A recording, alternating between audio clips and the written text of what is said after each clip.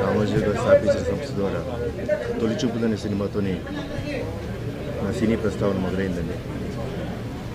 అలా నేను ఒక్కనే కాదు, ఎంతోమంది సినీ తారులకి అవకాశం ఇచ్చి, ఎంతోమంది దర్శకులకు, ఎంతోమంది రైటర్స్కి అవకాశం ఇచ్చిన గొప్ప సంస్థ.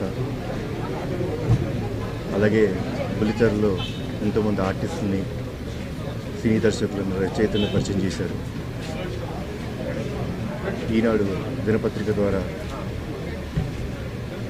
న్యూస్ మనకి చేరువ చేశారు.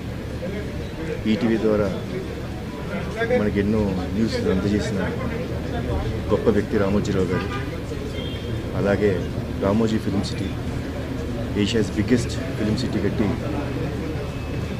మా సినిమా వాళ్ళకి షూటింగ్ అనేది చాలా ఈజీగా చేశారు. సో అంత గొప్ప వ్యక్తి ఈరోజు లేరు మన మధ్య అంటే చాలా బాధగా ఉంది. ఆయన ఆత్మకు శాంతి చేకూరాలని, ఆయన కుటుంబ సభ్యులందరికీ ధైర్యాన్ని ఇవ్వాలని మా దేవుని మనస్ఫూర్తిగా కోరుకుంటున్నాను.